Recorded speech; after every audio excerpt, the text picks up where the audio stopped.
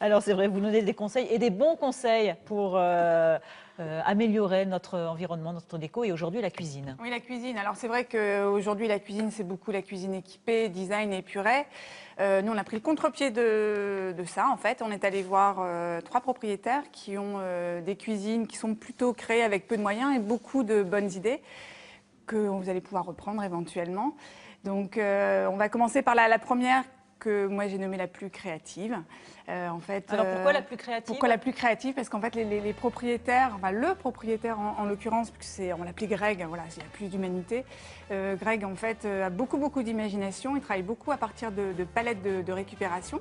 Et donc dans sa cuisine, de détournement d'objets. Ouais, détournement d'objets. La table de salle à manger en fait a été constituée à partir de 6 palettes qu'il a assemblées, il a mis des roulettes, etc. avec un plateau plexi au-dessus. Et donc ça donne une table très originale. Par exemple, le vaisselier, c'est un ancien meuble du Tripostal qu'il a décapé lui-même. Et donc, en fait, on a un meuble qui est super sympa. Les bouteilles, par exemple, sont dans un porte-bouteilles accroché au mur, pareil, récupéré. Ouais, c'est cuisine de récup, en fait. Celle-ci, elle est plutôt cuisine de récup. On a des chaises aussi qui sont complètement dépareillées, qui ont été repeintes, décapées, etc. On a même, juste une idée aussi sympa, sous le bar, en fait, un sticker qui est, sur lequel on peut écrire. Donc les enfants viennent écrire à la craie, voilà, écrire et puis développer leur créativité et faire des tables de multiplication. 7 x 8, notamment. Et puis, donc voilà, alors effectivement, celle-ci, elle est plutôt basée sur la récup et on se rend compte qu'avec de la récup, avec de l'ingéniosité, de la créativité, et puis forcément, on travaille, on fait soi-même, on peut arriver à quelque chose de très sympa. La deuxième cuisine que je vous ai trouvée, je l'ai appelée la plus discrète. Je vous explique pourquoi, Christine, et je vous explique en même temps aussi. En gros, quelquefois, on a une pièce séjour, salle à manger, et tout le monde n'a pas envie d'avoir une cuisine ouverte, comme ça se fait beaucoup aujourd'hui. Et donc là, l'idée qui était vraiment sympa, c'est la cuisine caisson, c'est-à-dire que dans cette pièce, il y a un caisson qui a été intégré avec 2 passe-plats, donc qui donne à la fois sur le salon et sur la salle à manger. Donc en fait, dans la pièce, on n'imagine pas qu'il y a une cuisine derrière. Et à la fin, on est tout en proximité avec une pièce centrale. Voilà, quand on reçoit, c'est agréable de pouvoir continuer à discuter. Celle-là, elle n'est pas forcément hyper déco, mais en tout cas, elle était ingénieuse sur le caisson qui avait été imaginé. Et puis, la dernière cuisine, celle que j'appelle la minimaliste.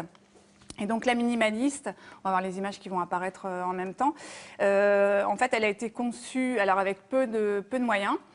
Je vous explique que en fait, tout le plan de travail, c'est des carreaux de plâtre, tout simplement. Avec, ce sont des carreaux de plâtre qui ont été posés en perpendiculaire. On a un plan de travail qui est en bois, tout simplement. Donc c'est quelque chose de très linéaire et ça coûte vraiment pas grand-chose à faire.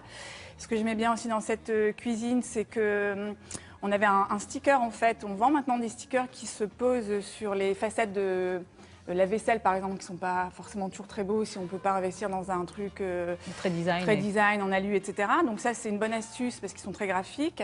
Dans cette cuisine aussi, sympa à reprendre, c'est le carré noir. En fait, c'est une peinture aimantée qui permet de venir accrocher des petits messages. Voilà, ouais. Il y avait aussi un tourniquet carte postale qui permettait... alors là, il y a les photos. Moi, je l'imaginerais plutôt avec les recettes. Avec des recettes, voilà, les recettes à portée de main. Thomas. Tout à fait. Je prends des notes. Je vois, vous êtes très actif. Dans ma tête. Il y avait aussi le meuble ancien qui était mélangé avec une table faite sur mesure. La grande table dimension XXL, parce qu'en fait, on l'utilise aussi comme bureau. Vous savez, il y avait un ordinateur, donc on y travaille et on y mange. Voilà. Voilà, c'est pas simplement une table pour prendre des repas, c'est aussi une table côté convivial d'être dans la cuisine quand on prépare à manger, quelqu'un, l'autre avec l'ordinateur. On voit bien, non, les enfants apprennent beaucoup avec les parents dans la cuisine. C'est le lieu de prédilection. C'est ce que vous disiez, on en a parlé au téléphone quand c'est hier. Voilà, c'est pas forcément une bonne chose de faire les devoirs dans le... Non, la chambre, c'est un lieu pour se reposer, pour dormir. On n'y amène pas de stimuli négatifs. Voilà, donc, je savais pas, mais oui, je suis d'accord. Vous voyez, ça correspond tout à fait à ce que vous proposez. Donc voilà, faire les devoirs dans la cuisine avec les parents qui préparent en même temps, c'est une bonne solution, mais pour que ça rentre mieux. Ça permet aux parents d'avoir leur table en même temps. Voilà. Exactement. Retenez-le, Emmanuel. Pour moi, passer en fait de multiplication. Non, réviser les tables. Merci beaucoup, Emmanuel, pour ces 3 belles cuisines que vous avez fait découvrir.